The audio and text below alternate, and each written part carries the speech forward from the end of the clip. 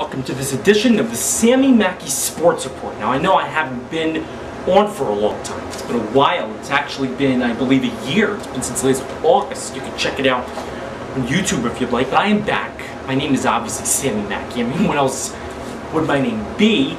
Remember, the show was a long show. It used to be a show where I would show highlights. It would be football stuff. I took a while off. But I'm starting up again, not all the time, sporadically today. This is now August 11th. We're coming towards the end of baseball season, football season underway. There's, as I speak right now, which is 8:33 p.m. New York time here on this Thursday, an exhibition football game going on, preseason game between the Seattle Seahawks and the San Diego Chargers. So I'm back with some New York sports news, updates, reports, even some other stuff that's interesting other than New York sports. So the Mets, obviously, they're not going to the playoffs this season for the 5th consecutive season. It's just not going to happen. For a while there, they were scrappy. It looked like they may get back in the wild card race. They were, when they were at their best, sweeping the Cincinnati Reds. They even won a couple of games after they traded away Carlos Beltran. Not that that's worked for the Giants, but we will talk more about that later in the show. But it's been a 500 season. That's exactly what the Mets are. They win some games in a row. All of a sudden, maybe you got a little excited. They started losing some games. And right now, they are losing games. They won the first 2 games against the San Diego Padres at Citi Field on Monday and Tuesday, but they did not win on Wednesday. And today, on Thursday, or maybe yesterday, depending when you're watching the show, Thursday or Friday, they did not beat the Padres either. So the Padres come back and earn a surprising split. And I say surprising because it looked like the Mets had the Padres' number, especially in their bullpen, where Heath Bell, the former Met, blew the game on Monday, and then Chad Qualls blew the game on Tuesday. But Bud Black's team turned it around, and the Mets lost. Not that wins and losses right now really matter, because the Mets are now something like 10 games out of a playoff spot behind the Atlanta Braves, who are not going anywhere in the nationally wild card race. But there is still some Mets stuff to talk about, obviously, because you always have to look ahead. And right now, we are clearly looking ahead to the 2012 season. So there's some pitching stuff to get to, and there is also some stuff on the offensive side. But basically, whenever I'm on here on the show, I'm only going to be looking ahead to the future, because is there really a point in talking about now? I mean, there isn't really. But the Mets aren't going to the playoffs. They have 45 games remaining starting Friday night in Arizona, and they are a first-place team. We'll get to that. So let's begin here with, obviously, Mets stuff, since that's what we're doing. The Mets lost their game to the Padres on Thursday, 3-2 with John Neese on the mound, and it was a tough loss for Neese. I mean, he was not bad. He gave up 3 runs, so the Mets lost a game in which they did lead by a score of 2-0, if you remember. So the Mets right now obviously been going with the same 5 starters for a while. That's pretty impressive. They've not really had any injuries. They've had the same 5 starters now for a long period of time. They've had John Neese, they've had Mike Pelfrey, they've had Dylan G, they've had R.A. Dickey, they've had Chris Capuano. None of those guys have gotten injured. I can't remember the last time the Mets have started somebody other than those 5. So John Neese obviously has been pretty good this season. He's now 11-9. That's the most wins he's ever had in a season, and he will definitely be in the rotation next season. I mean, what are we talking about here? He is part of the Mets' future. But that's not the question. The question is, where does he fit in that 2012 rotation? And that's where we kick off the debate part of the show here. Because one would think that Yoan Santana, although he probably will not make a couple of starts here in late September, that he will be back next season in the spring. Unless, now, it did take Chien-Ming Wang of the Nationals with the same shoulder injury 2 full years to come back off the disabled list. But Santana was so close to returning. So let's assume that Santana will be in the rotation next season. In my opinion, John Neese is the second starter. Now, you have Neese, you have G. Now, G has kind of ran into that wall that John Neese ran into last season, where he was pretty good for the most part of the season, but still in G, and all of a sudden, the last couple of starts, he's been giving up home runs. I believe in his last start he gave up 3 home runs. he hasn't been as good. He's been rocked a little bit, similar to what happened in East last season. So I don't think Dylan G's ready to be the Mets' second starter after Santana next season. Now, it doesn't look like the Mets next season are going to go shopping for too much. Sandy Alderson has said they're going to improve the bullpen, but the rotation is probably going to be exactly what it is now. One odd man out with Yohan Santana returning. That'll probably be Chris Capuano. Because if you think about it, Dylan G, the Mets probably like him. He may be in a starters battle in the spring, but they like what Dylan G has to offer. You have John Neese, you have R.A. Dickey, you have Yohan Santana, and the Mets are not going to part ways as much as I would like them to. You would probably like them to. They are not parting ways with Mike Pelfrey. So if that's the rotation next season, everybody that they have right now except replace Capuano and Santana, then John Neese, in my opinion, falls second in that rotation. I think he could be a number 2 start because it'll be another season under his belt.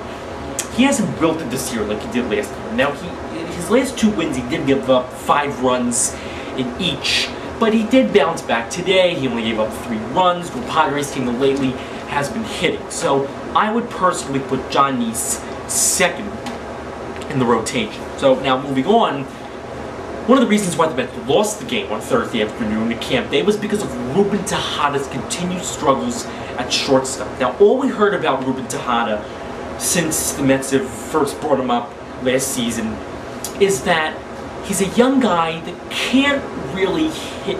He hits, you know, he's hitting 246 right now, but his hitting is not where it should be right now, but he's a fantastic fielder, a Gold Glove caliber fielder. And then if the Mets do not bring back Jose Reyes next season, which is another topic itself, he could fill in at shortstop at least with his glove. Well, the last couple of weeks, it has not worked with his glove either. He has regressed as a fielder. And the same thing happened on Thursday afternoon when he had 2 errors, including a huge one in the 8th inning of the Mets' 3-2 loss. So where will Ruben Tejada be playing next season? We're not talking about which team he'll be playing on. He's going to be with the Mets, or at least with the Mets organization. Will he be in the majors with the team? If he is, where will he play? Now, it's either going to be shortstop or second base, of course. First base, he can't play, even if he could get like Davis. Third base, we know about that. So it'll either be second base or shortstop. Now, shortstop depends on one thing, obviously. It depends if Jose Reyes returns. Let's assume, for argument's sake, that Jose Reyes returns as the shortstop next season. Well, then you can only put him at second base. Now, I personally like Justin Turner. He is one of my favorite Mets, and I think that he's done enough this season to prove that he should be the starting second baseman at least next season, if not for the long term. He's a great player, takes hit by pitches. He has been hit by pitch 9 times already this year. He's hitting around 270. He's been consistently hitting around 270. He could field, you know, he should get a little better turning the double play, but he hangs in there at second base. I like him there, so I don't think Ruben Tejada next year should play second base. In my opinion, if Jose Reyes is on the team next season, Ruben Tejada starts his year at AAA Buffalo. But if the Mets do not bring Jose Reyes back, as much as Tejada can't hit right now, I think that his fielding is kind of being affected right now by his hitting. And I would trust him as a shortstop. Now, he did make the boneheaded play on Wednesday night when he did not slide in the home plate on a potential sacrifice fly by Jason Pridey, but that's going to happen when you're only 21 years old. So I think that it all depends next season on 2 things. A, will Jose Reyes return? And B, what will Justin Turner do in spring training? Will he, after the offseason, come back and be hitting 115 spring training next year and lose the job to Tejada? That is to be determined. Those are the 2 things to decide what will happen to Tejada next season. I think he should begin the season at AAA Buffalo. Wrapping up this segment here about the New York Mets, Dylan G will start for the New York Mets on Friday night to open up the series in the desert at the Arizona Diamondbacks opposite Ian Kennedy, who I believe is 14-3 this season. I mean, how do you like them apples? The Yankees gave up on the guy, and I believe, I will check that right now for you, that he is 14-3. I will look that up on Diamondbacks.com. I am not a Diamondbacks fan. I do not know by heart what he is, but I believe he's 14-3. Now, the Diamondbacks still have to play a game tonight, but that's that. So we will look him up But that's not really the question. The question is, since Dylan G's pitching tonight, it brings up Friday night, it brings up the topic. Dylan G pitches tonight, so where will he be in the 2012 rotation? Or will he even be in the 2012 rotation? Now, Dylan G, this season, has proven that he is a reliable pitcher. I think we can all agree on that. But lately, he's kind of had that Mike Pelfrey / AJ Burnett syndrome where he blows up after 5 innings. And that has been a cause for concern. And he is 14-3. Ian Kennedy, man, how do you like that? He's only given up 138 hits and 163 innings. So, Dylan G, now, as I said a little earlier when we were discussing John Neese, you're going to have Santana, you're going to have Neese, you're going to have Pelfrey, you're going to have R.A. Dickey. In my opinion, it's going to be a battle in spring training, probably between Dylan G, and if the Mets bring back Chris Capuano, but if not, it'll be Dylan G maybe up against maybe a surprise, not Harvey type. I know they don't want to bring up all those pitching kids until maybe the 2013 season or maybe late next year, but you never know. I don't think it's a given that Dylan G pitches for the Mets next season in the rotation. I think that he still has some work to do. He has to try to rebound here as we come to the end of the 2011 season, and then I think that next year he has to win that job out of spring training, unless he just has an absolutely fantastic final 9 starts, which is what he's going to get, because he pitches every 5 games, and there's 45 games left. You do the math.